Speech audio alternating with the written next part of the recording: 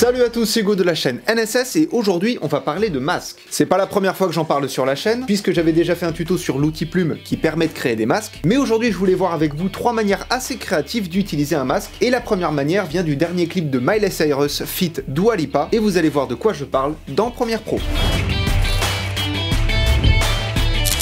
Pour créer ce premier masque, ça va être d'une simplicité extrême, même si on pourrait se dire que c'est un peu compliqué. Tout simplement, ce que vous allez devoir faire, c'est que sur votre piste 1, vous avez un plan, que vous choisissez selon le contexte, et au-dessus, vous allez mettre des images de dentiers. Alors j'en ai trouvé sur Google Images, pas besoin d'aller chercher très très loin. L'idée, ça va être de venir faire un masque autour des dents, et de faire correspondre la colorimétrie. Alors c'est un tuto un peu spécial pour le coup, puisque en fait, le problème, c'est que je peux pas vous montrer toute la démarche de création, c'est-à-dire la colorimétrie, le choix des plans, etc., puisque en fait, déjà, le masque peut s'adapter à tous les plans, et la colorimétrie dépend du plan, donc c'est assez compliqué. Mais en soi, encore une fois, tout ce que vous avez besoin de retenir, c'est vous mettez un plan, au-dessus, vous mettez les dents, vous pouvez évidemment les flouter pour créer cet effet de distance entre le plan du fond et les dents en question, et c'est tout ce dont vous avez besoin. Et petite technique d'ailleurs, ce n'est pas grave si ce n'est pas des dents vues de l'intérieur de la bouche, j'en veux pour preuve l'image de base qui ressemble à ça. C'est juste qu'en ajustant son épaisseur, ainsi que son placement qui est quand même relativement restreint par rapport au reste de la vidéo, on ne peut pas vraiment deviner qu'il s'agit de dents de devant, à moins de vraiment prêter l'œil et de vraiment s'intéresser à ça. Et d'ailleurs, dans le clip dont est tirée cette idée, sur un premier plan, on va voir à peu près la même technique, dans le sens où ce sont des dents de devant, et on le remarque même un peu mieux. Là, comme on le voit, on a la courbure des dents, le trou qui est fait, c'est avec un masque. À l'intérieur, on a la chair du fond de la bouche, et là, on devine les lèvres sur les côtés. Et ce n'est pas parce qu'ils ont rajouté une fausse langue que l'effet marche mieux, et d'un plan à l'autre, on va passer des fausses dents à un vrai accessoire. Là, on voit que la texture est totalement différente, et surtout, Dua Lipa va venir agripper une dent. Mais encore une fois, entre la texture, la luminosité, le flou pour donner un effet de distance, etc.,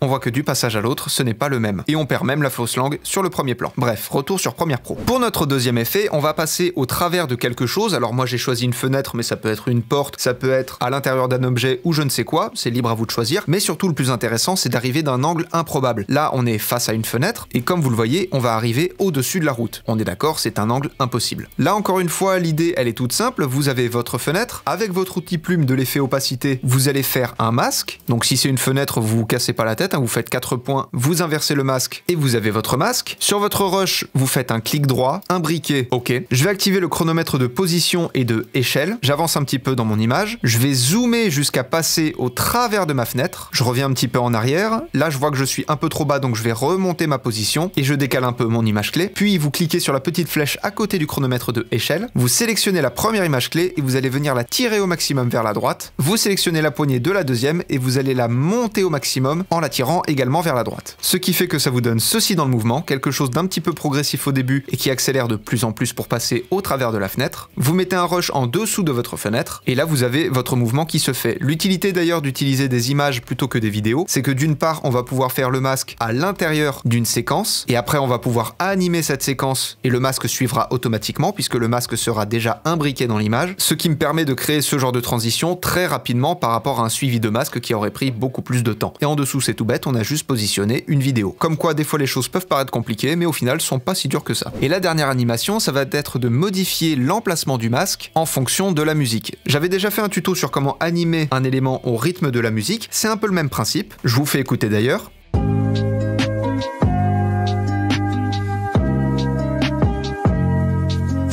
J'ai juste fait un masque que je vais déplacer en rythme avec la musique et en dessous de ce masque, comme pour la transition avec la fenêtre, j'ai mis une vidéo toute simple. Et du coup pour mon masque, comment je fais? Eh bien d'abord je viens créer un masque. Si mon masque a cette tête là d'ailleurs, c'est parce que j'ai baissé l'expansion du masque. De base le masque fait la taille du tracé qu'on voit et j'ai juste baissé son extension pour le mettre à la bonne taille de la fenêtre. Et l'idée c'est que en rythme je vais vouloir qu'il passe d'une fenêtre à une autre. Mais il y a un petit problème qui se pose. Normalement quand on veut changer une valeur d'un effet d'un coup et pas progressivement comme on peut l'avoir d'habitude avec les images clés, normalement sur notre image clé on fait un clic droit et on peut choisir linéaire, Bézier, etc. et par palier. Le par palier, ça va justement faire ce changement net. Mais quand on fait un clic droit dans les images clés, on voit que ces options sont malheureusement bloquées. Donc vis-à-vis des marques que vous aurez placées en rythme avec la musique, vous allez devoir faire quelque chose de très simple. Là, mon masque est dans cette fenêtre et je veux le mettre ici. J'active le tracé du masque, je me positionne au niveau de ma marque sur ma vidéo, et quand on arrive au niveau de la marque, on veut que notre masque change de fenêtre d'un coup. Du coup, quand vous êtes sur votre marque, vous reculez d'une image, vous recréez une image clé qui sauvegarde la position, et une image l'image après, vous sélectionnez votre tracé du masque, vous le déplacez, et quand on regarde dans vos images clés, si on avance d'une image, votre masque change de place automatiquement. Si j'écarte les images, on voit que le mouvement est progressif, comme des images clés pourraient faire d'habitude. Et donc l'idée, ça va être de changer la position du masque en rythme avec la musique pour créer quelque chose de sympa. Je fais un clic droit, j'imbrique ma séquence, je me positionne au début, j'active le chronomètre échelle, je me mets à la fin et je passe mon échelle à 110, ce qui va déjà me faire un petit effet de zoom plutôt sympa. Je mets le rush en ligne 2 et du coup en dessous, je vais venir mettre mon fond qui va venir combler les trous en rythme avec la musique. Encore une fois, je le redis, comme vous l'avez compris, c'est un tuto un peu spécial puisque je peux pas rentrer trop dans les détails puisque pour chaque personne, pour chaque tournage, pour chaque masque que vous allez créer, pour tout ce que vous voulez, ça va être différent. Pour le coup, il y a très peu de chances que vous repreniez la même image que moi, avec le même fond que moi, avec la même musique que moi. Pareil pour cet effet des dents au premier plan, l'idée c'est pas tant de reproduire l'effet avec les dents, mais de reproduire une incrustation au premier plan, donc mettre quelque chose devant votre plan. Alors ça peut être au-dessus, en dessous, sur les côtés, au milieu, où vous voulez, juste pour habiller en plus votre vidéo. Et là l'idée c'était surtout d'en parler puisque un clip avait été fait avec cet effet en l'occurrence. Et pareil pour la transition au travers de la fenêtre, l'idée surtout c'était de vous présenter le fait de faire des transitions avec des angles impossibles. Regardez une fenêtre comme si on était debout devant et arriver au-dessus de la route en pleine ville. Ce sont des effets créatifs, ce ne sont pas les seuls. Je vous invite à chercher de votre côté, à chercher des idées et à mettre en place ce genre de technique pour vous créer quelque chose de différent et de très original par rapport aux autres. Un petit peu comme pour l'animation de texte, pour ce qui est de l'animation des masques, il y a énormément de possibilités selon le tournage, selon le contexte, selon vos besoins, selon votre manière de voir les choses, votre créativité, etc. etc. Et donc il y a mille et une façons d'habiller votre vidéo et d'utiliser les masques. Je pense qu'on aura encore l'occasion d'en reparler sur cette chaîne. Apprenez, utilisez et progressez dans vos montages. La plateforme pour me soutenir ainsi que mon compte Instagram et mon compte TikTok sont dans la description de la vidéo. Je vous fais des bisous et à plus.